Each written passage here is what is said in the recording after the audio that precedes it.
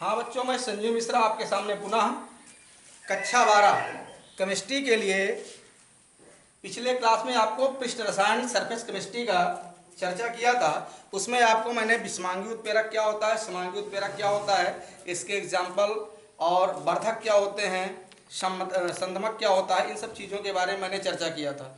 आज उसी के आगे आपको हम बतलाएंगे एंजाइम उत्प्रेरण क्या चीज़ होते हैं। एंजाइम उत्प्रेरण ऐसी रासायनिक अभिक्रियाएं होती हैं जो एंजाइमों द्वारा उत्प्रेरित होती हैं। एंजाइम एक विशेष प्रकार का जटिल रासायनिक कार्बनिक पदार्थ होता है। कहने का तात्पर्य हुआ कि ये नाइट्रोजन युक्त प्रोटीन होते हैं। एंजाइम हमारे जो होते हैं वो जटिल कार्बनिक पदार्थ नाइट्रोजन युक्त प्रोटीन होते हैं। एक खास करके जीवित कोशिकाओं में पाई जाती हैं और इनकी उपस्थिति के कारण जो रासायनिक अभिक्रियाएं उत्प्रेरित हो जाती हैं उसे हम क्या बोलते हैं, एंजाइम उत्प्रेरित रासायनिक अभिक्रिया कहते हैं। जैसे आपको एग्जांपल में लेता हूं, सुक्रोज C12H22O11। जब इसको हम क्या करते हैं, जल से अभिक्रिया कराते हैं, यहां पर जो एंजाइम लिया जाएगा इनवर्टेस एंजाइम, तो आपका बनेगा C6H12O6 प्लस C6H12O6। ये आपका बन गया ग्लूकोज। ये आपका क्या है, फैक्टोज। अर्थात सुक्रोज का जब जल अपघटन कराते हैं किसकी उपस्थिति में, इनवर्टेस एंजाइम की उपस्थिति में, तो हमारा जो सुक्रोज होता है वो ग्लूकोज और फैक्टोज कार्बोहाइड्रेट में तोड़ता है। ये हमारा जो ग्लूकोज फैक्टोज है ये आपका मोनोसेक्राइड कार्बोहाइड्रेट्स होते हैं। उसी प्रकार से हमारा जो ग्लूकोज है C6H12O6 ग्लूकोज।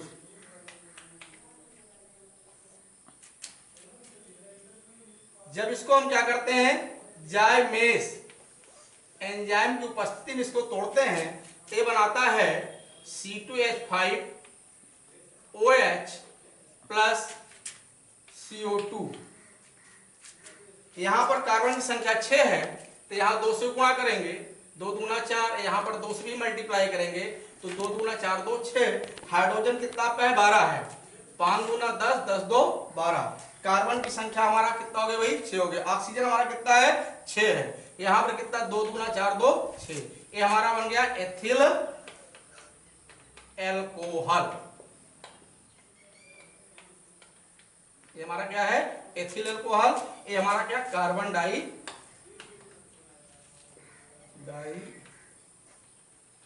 ऑक्साइड। अर्थात जब ग्लूकोज को जाइमेज एंजाइम की उपस्थिति में अभिक्रिया कराते हैं तो हमारा ग्लूकोज जो होता है एथिल एल्कोहल और कार्बन डाइऑक्साइड में अपघटित होता है। यहां पर जाइमेज एंजाइम यूज करते हैं। और जो 3rd नंबर का आपका एग्जांपल है वो आपका है स्टार्च C5H10O5 का होल N। जब इसका जल अपघटन कराएंगे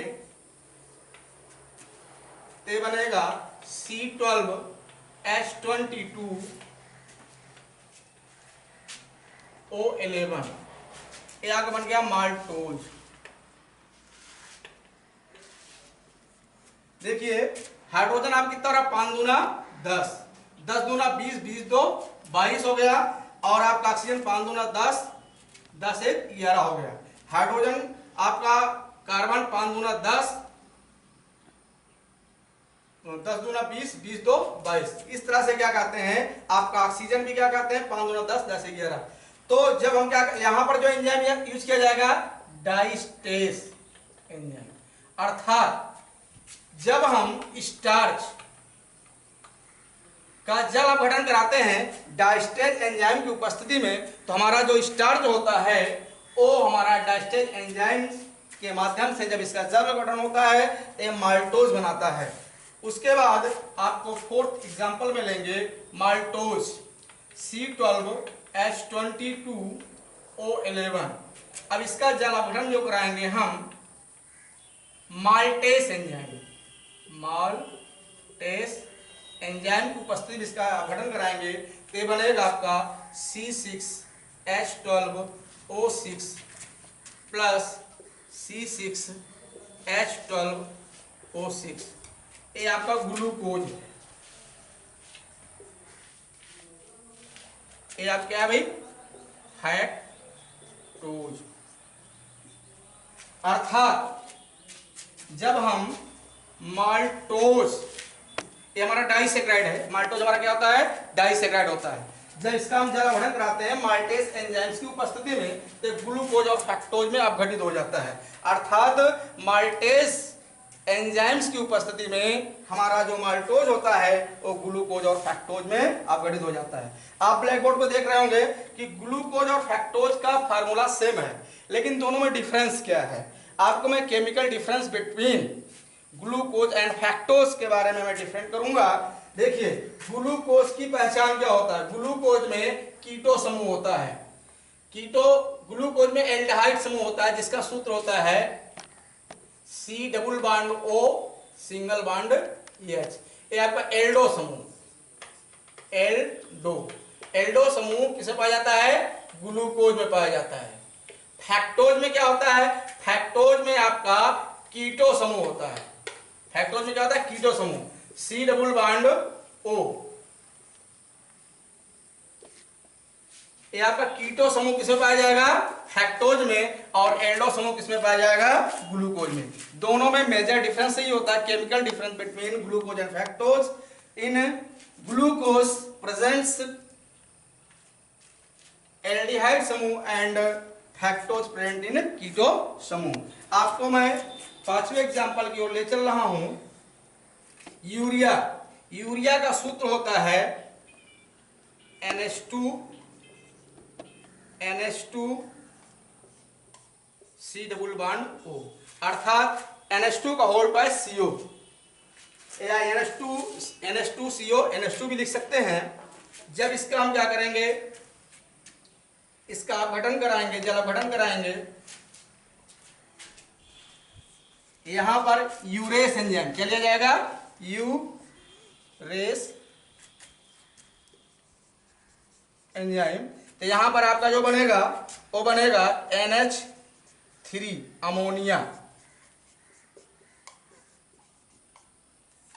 और आपका क्या बनेगा भाई, कार्बन डाइऑक्साइड। यहां पर नाइट्रोजन संख्या कितनी है, 2 है। हाइड्रोजन कितना है, 2 2 4 2 6, 3 दूना 6 हो गया।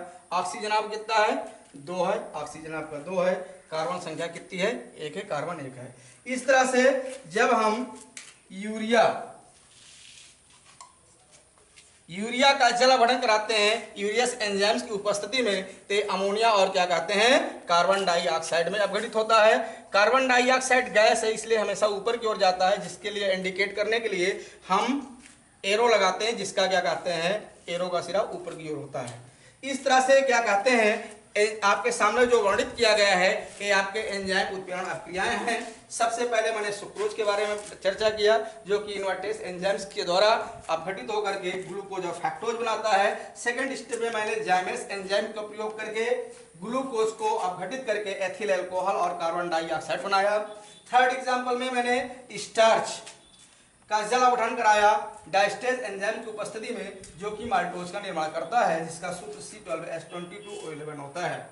माल्टोज हमारा क्या होता है, डाइसैकेराइड कार्बोहाइड्रेट होता है। जब हम माल्टोज का जल अपघटन कराते हैं माल्टेस एंजाइम्स की उपस्थिति में, तो ग्लूकोज और फैक्टोज टूट जाता है।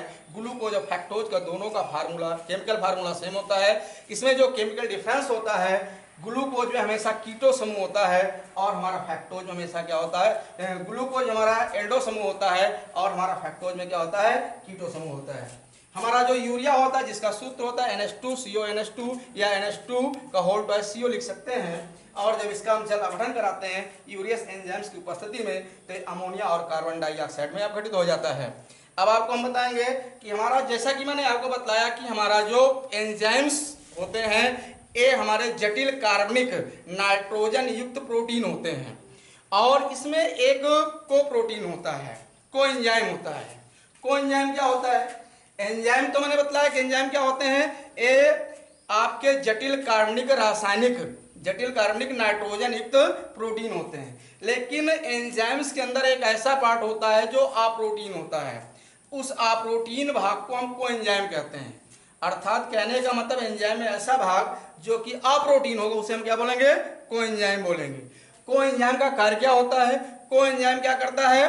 ये हमारे क्या कहते हैं, उत्प्रेरक की सक्रियता बढ़ाता है। अर्थात कहने का तात्पर्य हुआ कि एंजाइम्स की जो सक्रियता होती है वो कोएंजाइम्स के द्वारा बढ़ाई जाती है। इस तरह से क्या कहते हैं, एंजाइम्स के द्वारा उत्प्रेरित जो रासायनिक अभिक्रियाएं होती हैं उसे हम क्या बोलते हैं? एंजाइम उत्प्रेरित रासायनिक अभिक्रियाएं। इस तरह से आपके सामने आपको एंजाइम उत्प्रेरण अभिक्रियाओं का एक्सप्लेनेशन दिया गया है। फिर आपको नेक्स्ट क्लास में नई चर्चा की जाएगी। That's clear.